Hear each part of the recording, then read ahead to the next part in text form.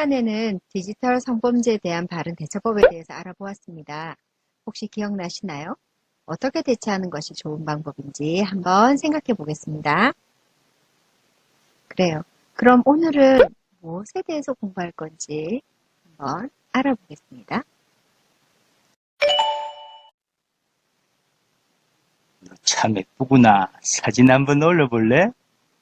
안 할 거예요. 자꾸 요구하시면 신고할 겁니다.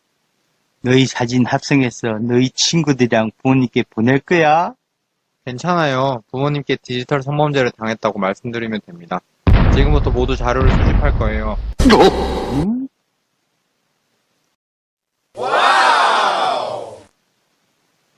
멈춰! 디지털 성범죄! 이 내용에 대해서 한번 알아보겠습니다. 오늘의 학습 문제는 무엇일까요? 디지털 성범죄 땡땡땡을 공부해 봅시다에 대한 내용입니다. 자, 초성은 무엇일까요? 그래요. 디지털 성범죄 예방법을 공부해 보는 것입니다. 자, 어떻게 이 학습 문제를 해결할지 학습 활동은 세 가지입니다. 생각하기 활동에서는 어떻게 대처할까? 생각 돕기 활동에서는 어떻게 예방할까? 마지막 실천하기 활동에는 널리 알려주세요 라는 주제로 하겠습니다. 먼저 어떻게 대처할까? 이 부분은 누군가 나에게 불법 촬영물을 보냈을 때 어떻게 해야 할까요? 자, 여러분은 어떻게 해야 되는지 한번 댓글을 달아보시겠습니까? 그래요. 잘 달고 있죠? 그럼 선생님이 알려드리겠습니다. 먼저 사진이나 영상을 클릭하지 않아야 돼요. 두 번째는 찍힌 사람이 누군지 묻지도 말아야 하죠. 세 번째, 사진이나 영상을 저장하거나 공유하지 않아야 돼요. 마지막 네 번째는 불법 촬영물을 보고 공유하는 것도 잘못된 행동임을 꼭 알려주셔야 돼요.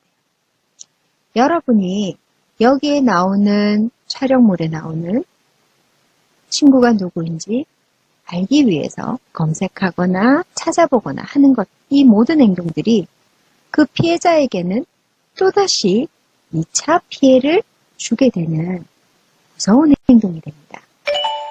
자, 두 번째입니다.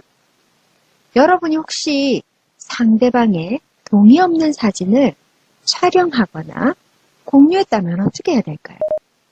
자, 댓글을 올려주시기 바랍니다. 그래요. 먼저 앞으로 절대 하시면 안 되겠죠. 만약 했다면 반성하고 그 친구에게 또는 그 사람에게 사과해야 합니다. 물론 삭제도 해야 되겠죠? 세 번째는 여러분은 어른들의 거울이면서 사회의 잘못이 무엇인지 다 함께 돌아보는 건전한 생각을 가져야 한다는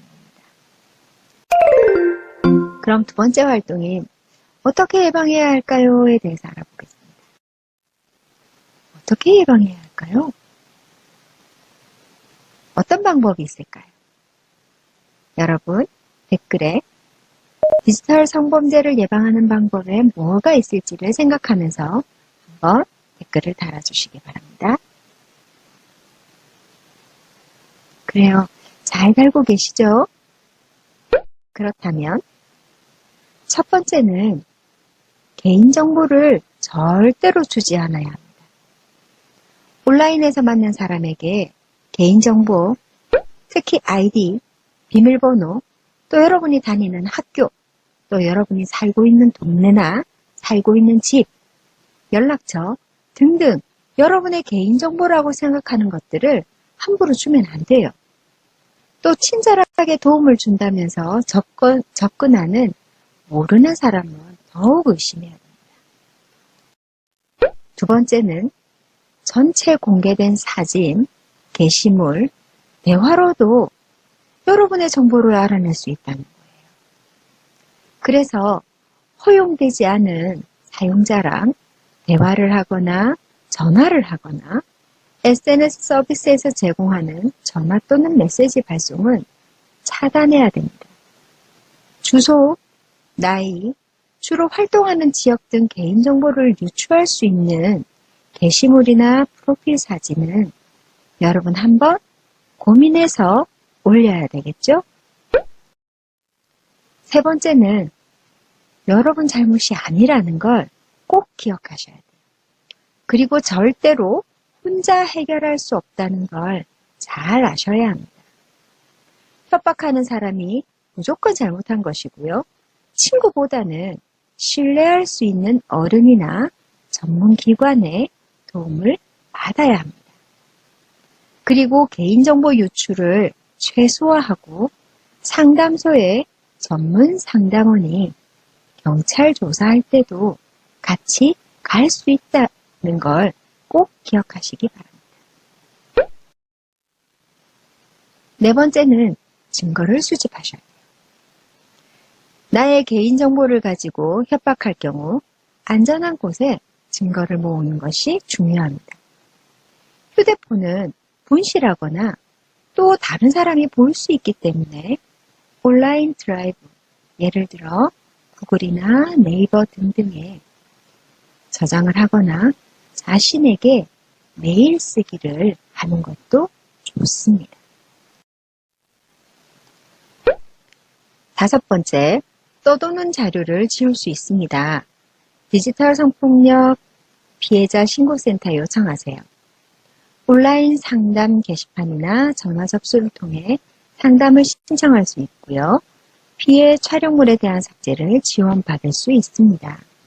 기본적인 상담과 삭제 지원이 모두 무료이며 재유포 방지도 도움을 받을 수 있습니다. 아래 홈페이지 잘 보이시죠? 그쪽으로 클릭하셔서 도움을 받으실 수 있습니다.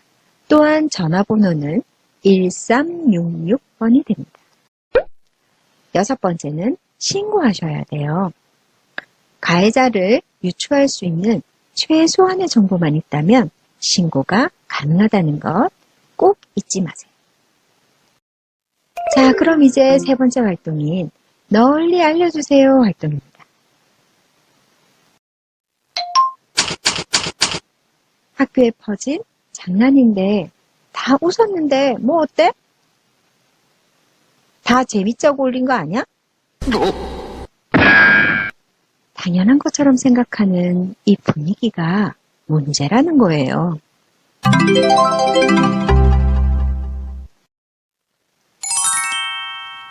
그래서 잘못된 사회 분위기를 바꾸기 위해 무엇을 할 수 있을까 고민해야 됩니다. 그럼 디지털 성범죄 예방 포스터는 어때요?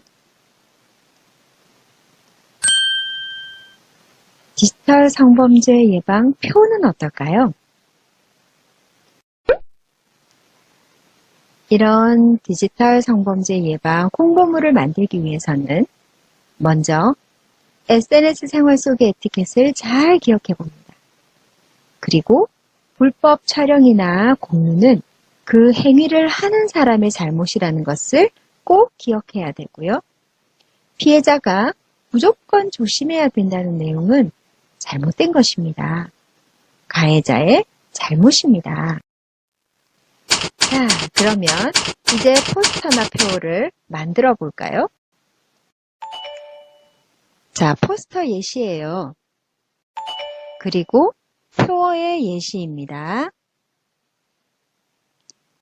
여러분의 반짝반짝 빛나는 아이디어를 가지고요. 포스터나 표어를 만들어 보시면 어떨까요? 여러분이 만든 포스터나 표어를 사진을 찍어서 댓글에 남겨주시면 되겠습니다. 여러분이 만든 포스터 그리고 표어는 아마도 디지털 성범죄를 예방할 수 있는 가장 좋은 선물이 되지 않을까 하는 생각을 합니다. 자, 지금까지 수업을 한번 돌아보겠습니다. 첫 번째 시간에는 사진 촬영과 SNS 생활 속의 에티켓에 대해서 알아보았습니다.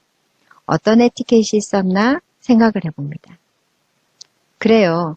동의 없이 절대로 사진을 찍거나 올리지 않는다는 거 꼭 기억하시고요. 그리고 디지털 성범죄를 대처하는 방법에는 어떤 게 있었죠? 오늘 시간에도 했었습니다. 절대로 동의하지 않은 것을 보거나 찍거나 올리지 않는 것, 그리고 나에게 불법 촬영물이 왔을 땐 클릭하지 않는 것, 그리고 그것에 대해서 공유하거나 저장하지 않는 것. 그럼 여러분이 마지막으로 예방하기 위해서 홍보활동을 생각하고 있죠? 어떻게 홍보하면 여러분이 살고 있는 이 세상이 건강하고 아름다울 수 있는지, 그리고 항상 여러분 주변에 있는 이 디지털 세상이 얼마나 안전하고 깨끗할 수 있는지를 고민해 보시는 것이 가장 좋은 것이 아닐까 생각해 봅니다. 디지털 성범죄 피해를 당한 사람에게 응원의 메시지도 남겨주십시오. 디지털 성범죄 피해를 당한 건 절대로 잘못이 아닙니다. 반드시 그 행위를 한 가해자의 잘못이라는 걸 꼭 기억하시기 바랍니다. 그럼 건강하고 행복한 디지털 세상을 위해서 여러분들의 즐거운 노력이 이루어지기를 바랍니다. 감사합니다.